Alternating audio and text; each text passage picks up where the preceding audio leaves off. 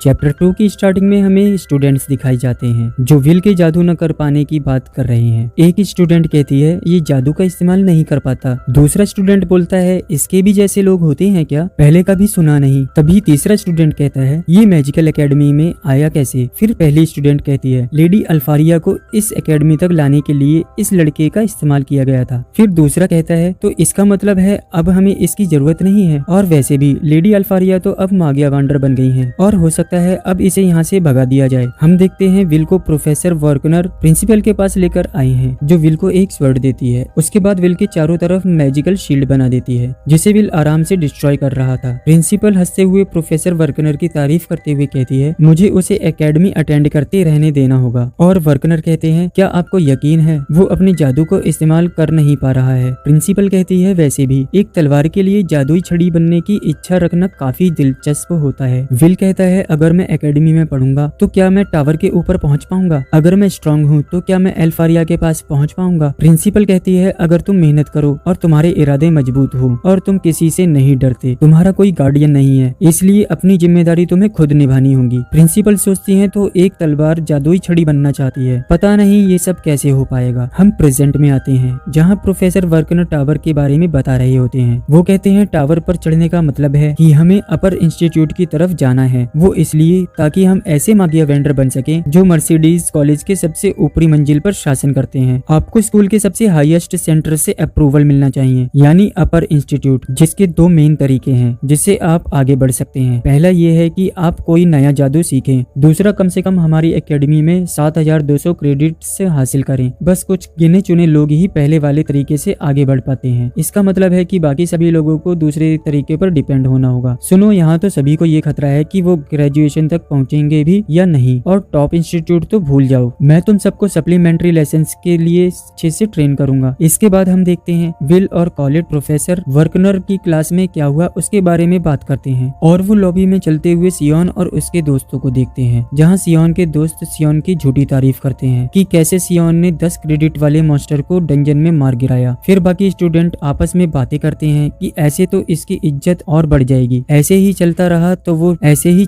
तो वो जल्दी ही टॉप 3 में पहुंच जाएगा। ये हमारे लॉर्ड सियोन है। लेकिन सियोन चुपचाप गुस्से में बैठा सोचता है तुम सब गलत हो। सच तो ये है कि इतना कहकर रुक जाता है। इसी वक्त वो सामने आते हुए विल और कॉलेट को देखता है। उनके पास जाकर विल का कॉलर पकड़कर कहता है ये कोई मजाक होगा, तुम में कोई टैलेंट नहीं है फिर भी। और कॉलेट कहती है रुक जाओ सियोन, तुम ये सब फिर से क्यों कर रहे हो, क्या साबित करना चाहते हो। सियोन और विल एक दूसरे को एक टक देखते हैं और सियोन वहाँ से चला जाता है। सीन शिफ्ट होता है प्रिंसिपल के ऑफिस जहाँ प्रोफेसर एडवर्ड कहते हैं विल सेरफोर्ड को एकेडमी से निकाल देना चाहिए। प्रिंसिपल कहती है आओ आओ क्या हो गया, ऐसे क्यों कह रहे हो तुम, विल अपने 6th और फाइनल में है, यहाँ पहुँचने के बाद उसे निकालना ठीक रहेगा। एडवर्ड कहता है हमें यहाँ ऐसा शख्स नहीं चाहिए जो जादूगर ना होकर वॉरियर हो, जादू के इस्तेमाल के बिना कोई भला जादू से आगे कैसे जा सकता है। फिर प्रिंसिपल छड़ी से एक बुक प्रेजेंट करती है, उससे विल का रिकॉर्ड देखकर कहती है विल सेरफोर्ड, उसे राइटिंग में अच्छे मार्क्स मिले हैं, उसके रिपोर्ट्स और उसका नजरिया काफी दिलचस्प है। अगर हम उससे नजरअंदाज कर दें कि वो जादू नहीं कर सकता तो भी उसे सिर्फ अच्छा कहना काफी नहीं है। मागिया वेंडर को भूल जाएं तो वो एक आर्टिफिशियल या एक हीरा बन सकता है, उसके लिए काफी रास्ते खुले हैं। वैसे देखा जाए तो फेटेड डे के लिए पढ़ाने लिखाने का काम भी एकेडमी का ही है। प्रोफेसर कहते हैं जिस लड़के की बात यहाँ हो रही है वो यहाँ पढ़ने लिखने नहीं बल्कि एक मागिया वेंडर बनने आया है। प्रिंसिपल कहती है सही कहा, वैसे ये परेशानी वाली बात तो है। ऐसी सूरत में एडवर्ड तुम उसका एक टेस्ट लो, और अब तुम्हें ये राज पता चल चुका है तो इस टेस्ट की पूरी जिम्मेदारी तुम्हारी। अगर वो तुम्हारे टेस्ट में फेल हो जाता है तो उसे निकालना है या आगे ले जाना है उसका फैसला मैं तुम पर छोड़ती हूँ। एडवर्ड कहता है आपको पता है ना मैं वर्कनर जितना बड़ी दिल वाला नहीं हूँ। प्रिंसिपल कहती है मुझे ऐतराज नहीं है, तुम्हें क्या टेस्ट लेना है तुम्हारी मर्जी। और प्रिंसिपल मन में सोचती है तुम उसका टेस्ट लोगे तो तुम्हें खुद ब खुद पता चल जाएगा। और फिर प्रोफेसर वहाँ से चले जाते हैं। दूसरी तरफ कॉलेट विल का लॉकर खोलने में मदद करती है क्योंकि ये लॉकर जादू से लॉक और अनलॉक होता है, जिसके लिए विल कॉलेट को शुक्रिया कहता है क्योंकि वो हर बार उसकी मदद लेता है। और वो विल की तलवार रखने की बात बोलती है क्योंकि वो इसे कैंपस के अंदर नहीं ले जा सकता। इसके बाद सीन शिफ्ट होता है। विल बोल बोल कर जल्दी जल्दी लिखता है और कॉलेट उसे कहती है विल तुमने ये पहले भी पढ़ा है क्या। विल कहता है मैं बाकी की जातियों के पर्सपेक्टिव को भी रिव्यू कर रहा हूँ। फिर कॉलेट राइटिंग में विल को अपने से भी ज्यादा अच्छा बताती है, इसलिए उसे इतना ज्यादा हैंडवर्क करने की जरूरत नहीं है। लेकिन विल का मानना है अगर वो एक भी क्रेडिट से हार गया तो वो अपर इंस्टीट्यूट में नहीं जा पाएगा। इसके अलावा बोनो को कैसा लगा होगा मैं महसूस कर सकता हूँ। गार्जा रोंजो जंग में शक्तिशाली जादूगरों के सामने भी वो लड़ते रहे और कभी भी हार मत मानो। ऐसी इच्छा शक्ति वाले किसी भी जादू को मात दे सकती है। कॉलेट पूछती है, ये सब तुमने मिस्टर वर्कनर से पूछा? हाँ, और मुझे ये कहावत भी पसंद है, इसलिए हर साल मुझे अपना बेस्ट देना है। अचानक कॉलेट को विल के सर पर एक सफेद बाल दिखता है और विल ये सुनकर चिल्लाकर बोलता है, क्या? कॉलेट कहती है, मैंने तुमसे कहा था ना, तुम बहुत मेहनत कर रहे हो। और कॉलेट को बाल निकालने की जिद करने लगती है, लेकिन विल मना कर देता है। इतने में मिस्टर एडवर्ड आ जाते हैं और वो दोनों चौंक जाते हैं। फिर मिस्टर एडवर्ड विल को स्पेल हॉल में अकेले आने को कहते हैं और विल को बताते हैं कि तुम जादू में बार बार फेल हो रहे हो, इसलिए मैं तुम्हें सप्लीमेंट्री लेसन दे रहा हूँ। तुम्हें कोई परेशानी तो नहीं? विल पूछता है, तो आप सप्लीमेंट्री लेसन दे रहे हैं, वो भी सिर्फ मुझे अकेले को? हाँ, तुमने सही सुना, मैं देखना चाहता हूँ कि तुम किसी काम आते हो या नहीं। और एडवर्ड विल पर जादू का हमला कर देता है और बताते हैं, ध्यान से सुनो, तुम्हें बस एक बार मुझ पर अपने जादू का इस्तेमाल करना है। मना करने का ऑप्शन तुम्हारे पास नहीं है। अगर तुम ऐसा कर लेते हो तो मैं तुम्हें 5 स्पेल वर्क क्रेडिट दूंगा, लेकिन अगर तुम ऐसा नहीं कर पाते हो तो तुम्हें एकेडमी से निकाल दिया जाएगा। विल डरते हुए कहता है, क्या मुझे निकाल दिया जाएगा? एडवर्ड कहते हैं, जो लोग टैलेंटेड नहीं है उन्हें कभी मागिया वेंडर बनने के बारे में सोचना भी नहीं चाहिए, और मैंने तुम्हें लड़ने की वजह दे दी है। फिर वो विल पर हमला कर देते हैं। सीन शिफ्ट होता है, हम देखते हैं प्रिंसिपल ने वर्कनर को बुलाया है। प्रिंसिपल वर्कनर को वहाँ बुलाने पर माफी मांगती है। वर्कनर कहते हैं, कोई बात नहीं, बताइए आपने मुझे क्यों बुलाया? प्रिंसिपल कहती है, मुझे लगा आपको बता देना चाहिए। और वो बोलती है, क्लियर मोल्डा। फिर एक गोल स्क्रीन में विल की फाइट दिखती है, जिसे देख वर्कनर चौंक जाते हैं। क्या कहा विल और एड? ये हो क्या रहा है? मुझे कुछ समझ नहीं आ रहा, ये क्या हो रहा है? प्रिंसिपल कहती है, मिस्टर वर्कनर, दरअसल मिस्टर एडवर्ड इस वक्त ये टेस्ट ले रहे हैं और आपको उन्हें रोकने की इजाजत नहीं है। जैसे मैंने विल के लिए आपकी बातों को माना जिस पर आपने नजर रखी हुई थी, उसी तरह मैंने एडवर्ड की बात को भी नजरअंदाज नहीं किया। इसलिए मैंने ये फैसला लिया, मैंने उन्हें विल को परखने का मौका दिया ताकि पता चल सके विल एक मागिया वेंडर बनने के लायक है या नहीं। वर्कनर बोलते हैं, ऐसा नहीं हो सकता, इतने सारे लोगों में से सिर्फ एडवर्ड ही क्यों? आखिर ऐसा क्यों हुआ? ये तो बहुत बुरी बात है। प्रिंसिपल पूछती है, पर आपको ऐसा क्यों लगता है? वर्कनर कहता है, आप पूछ रही हैं ऐसा क्यों? वो इसलिए क्योंकि वो मागिया वेंडर बनने के सबसे करीब है। वो भले ही हार गए हों, पर वो आगे बढ़ गए थे और टावर के टॉप तक गए थे। और यहाँ एडवर्ड जादू करते हैं। डेक्स डार्बिकांस, और विल के ऊपर एक ब्लास्ट होता है। विल लड़खड़ाते हुए बोलता है, डेक्स डार्बिकांस, ये तो एक लो लेवल का डार्क मैजिक है, लेकिन इसकी ताकत तो देखो। एडवर्ड बार बार विल पर मैजिक से हमला करते हैं और वो हर बार डॉज करता है। विल उन पर हमला करके कहता है, इसका तो डिफेंस भी अच्छा है। एडवर्ड कहता है, तुम किसी काम के नहीं, और वो विल पर हमला कर देते हैं और इस बार वो विल को लग जाता है। विल दर्द भरी आवाज में कहता है, ये तो बिना कोई मंत्र बोले अपना जादू कर रहे हैं, इतनी जल्दी एक्टिवेट भी हो जाता है। इनके डिफेंस या अटैक में एक भी कमी नहीं है और मैं तो उन्हें छू भी नहीं पा रहा हूँ। हम देखते हैं विल की बिल्ली भी यही है जो हमले में घायल हो गई, लेकिन वो उड़ती है और वहाँ से भाग जाती है। और यहाँ एडवर्ड कहते हैं, ध्यान से सुनो विल, मैं तुम्हें जलाने के लिए अपनी ब्लैक फ्लेम्स का इस्तेमाल करूंगा और तुम्हारे हमलों से बचने के लिए मैं इस्तेमाल करूंगा अपनी शील्ड। हजारों जादू तो तुम सीख नहीं पाओगे, तो एक जादू का एक्सपर्ट बनने की कोशिश करो, वही तुम्हारे लिए हजारों तीरों का काम करेगा। ये सिंगल स्पेल को भी ओवरलैप कर रहे हैं, कहीं ये सीरीज तो नहीं? ये तो डेक्स डार्बिकांस की बमबारी है। तब एडवर्ड कहते हैं, बिना टैलेंट के तुम बेकार हो, और वो बमबारी विल को हिट कर देती है, जिससे विल दूर जाकर गिरता है और विल को काफी डैमेज होता है। मैं इन्हें नहीं हरा सका तो क्या? टॉप टायर मेज ऐसा ही होता है। काश के इस वक्त मेरी तलवार मेरे पास होती। सीन कॉलेट की तरफ शिफ्ट होता है, जहाँ वो अपना लॉकर बंद करती है और कॉलेट को विल की चिंता होती है क्योंकि सप्लीमेंट्री लेसन्स हैं, और वो भी एडवर्ड जैसे प्रोफेसर से, जो कि विल को बिल्कुल पसंद नहीं करते। कॉलेट ऐसे सोचती ही है कि किकी वहाँ आ जाती है, जो कि घायल है, और अब से हम बिल्ली को किकी बोलेंगे। कॉलेट कहती है, तुम्हें ये चोट कैसी लगी? और किकी विल के लॉकर को पंजे से खरोचने लगती है। कहीं विल को भी तुम्हारी तरह? अब ये मत कहना विल को कुछ हो गया है, और वो जादू से विल का लॉकर खोलती है। दूसरी ओर विल जमीन पर गिरा है। एडवर्ड कहता है, वैसे बताने की जरूरत नहीं है, लेकिन मागिया वेंडर जादूगरों की शान होते हैं। अगर तुम मुझे ही नहीं हरा पा रहे हो तो आगे बढ़ने का कोई चांस नहीं है। चलो मैं तुमसे गार्जा रांगो की जंग में से एक सवाल पूछ लेता हूँ। उन बेवकूफ बोनो ने बगावत की और 10,000 लोगों की फौज खड़ी कर दी, तो बताओ उस जंग को खत्म करने के लिए कितने जादूगर लगे होंगे?